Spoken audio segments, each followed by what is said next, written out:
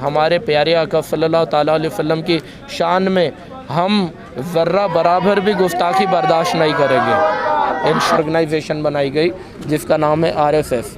तो आरएसएस की जो पेरेंट ऑर्गेनाइजेशन है उसने बजरंग दल, विश्व हिंदू परिषद और युवा वाहिनी और फला जितनी भी है ऐसी यानी फसादी सोच रखने वाली, दंगाई सोच रखने वाली संगठनों को जन्म दिया।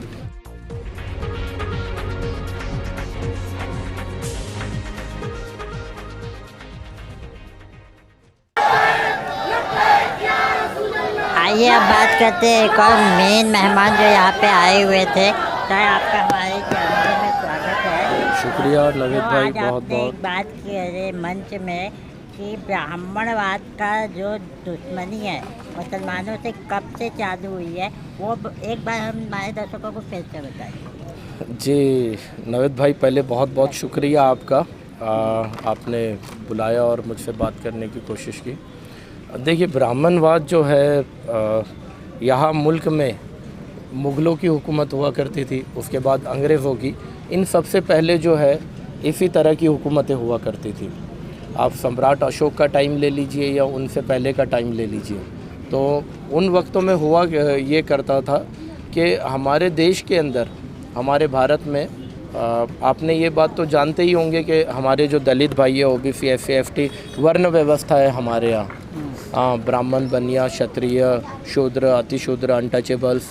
तो ये अनटचेबल्स, शूद्र, अतिशूद्र, ये सारे हमारे दलित भाई लोग हैं और हम इन्हें अपना भाई मानते हैं। और इन्हें एक्चुअल में ये कभी लड़ते झगड़ते नहीं है, लेकिन इन्हीं के कुछ बच्चे अभी गुमराह होकर के ऐसे फसादी संगठनों में चले गए, बजरंग दल या विश्व हिंदू परिषद जैसे संगठनों में आज चले गए हैं। तो उस टाइम पे जो अत्याचार हुआ करते थे, फिर मुसलमान इस देश में आए और मुसलमानों ने हमारे इन भाइयों को, मुसलमानों ने इस देश में जब ये किया करते थे इस तरह के अत्याचार, तो मुसलमानों ने इनके अत्याचारों पर रोकथाम लगाई। आप जानते होंगे कि सती प्रथा भी थी हमारे यहाँ भारत में, कि मर्द की जलती हुई चिता पर औरत भी जिंदा हो जाया करती थी और ख़ुद जल जाया करती थी। उस जैसी प्रथा को भी मुसलमानों ने बंद करवाया और कई जगह पे जो ऊंच नीच भेदभाव था, ये सारे भेदभाव को ख़त्म करना, ये काम मुसलमानों ने किया। तो ये सारे अपने कामों के वजह से ब्राह्मण समाज के कुछ लोग जो सिर्फ राजपाट के और सत्ता के भूखे हैं, ऐसे वाले लोगों ने ये प्लान बनाया कि हमारा मेन टारगेट हमें पहले मुसलमानों को करना पड़ेगा। जब तक मुसलमान रहेंगे तब तक हम इन पे राज नहीं कर सकेंगे और हम अपना जो खुद को राजा समझना और बाकी सबको अपना गुलाम समझना, इस तरह की नीतियाँ फिर लागू नहीं कर सकेंगे। तो इन नीतियों के वजह से उन लोगों ने ये फॉर्मेट लेकर आया कि वो मुसलमानों को टारगेट करने लगे। और मुसलमानों को टारगेट करना जो शुरू हुआ है, ये टारगेट करने की नीयत से एक पेरेंट ऑर्गेनाइजेशन बनाई गई जिसका नाम है आरएसएस। तो आरएसएस की जो पेरेंट ऑर्गेनाइजेशन है उसने बजरंग दल, विश्व हिंदू परिषद और युवा वाहिनी और फला जितनी भी है ऐसी यानी फसादी सोच रखने वाली, दंगाई सोच रखने वाली संगठनों को जन्म दिया। और ये संगठन आज जो है त्रिपुरा में आप देखेंगे तो यही संगठन, यानी इन संगठनों ने ये रैली निकाली, साथ में उनके जेसीबी था, अभी जेसीबी जो बुलडोज़र होता है वो था उनके साथ। तो उन लोगों ने रैली के अंदर, बुलडोज़र का क्या काम है, वहाँ के डीएम, एफडीएम, वहाँ का शासन प्रशासन, उन्होंने किस तरह की ऐसी रैली की परमिशन दे दी, ये सारे सवाल है। मैं ये जानना चाहूँगा, आज जो आंदोलन हुआ तो उसमें क्या रिस्पॉन्स आपको देखने को मिला? जी देखिए, आज जो आंदोलन है, ये आंदोलन के बारे में एक शेर मैं कह देता हूँ आपको। अभी मंगल को संविधान चौक पर भी आंदोलन हुआ, तो उस पर एक शेर मैं कह दूँगा कि यूँ तो चिंगारी हूँ लेकिन शहर में आग लगाने के लिए काफ़ी हूँ। तो अगर आज हमारे जो ये 2-4 या जितने भाई 1000, 500, 2000 भाई अगर आकर के यहाँ खड़े होते हैं, तो मुझे लगता है कि एक दिन सभी को समझ में आएगा हमारा वतन, हमारा देश हमारे लिए बहुत अजीज़ है। हाँ, और हम अपने वतन के लिए अपना लहू बहाना जानते हैं। हम अपने वतन के लिए लड़ेंगे और एक दिन लड़ते लड़ते मर जाएंगे, लेकिन हम मर जाए, हमारे जैसे सैकड़ों मर जाए, लेकिन हम हमारा देश को लूटते हुए, मिटते हुए, ख़त्म होते हुए या इन ब्राह्मणवादियों का गुलाम होते हुए नहीं देख पाएंगे।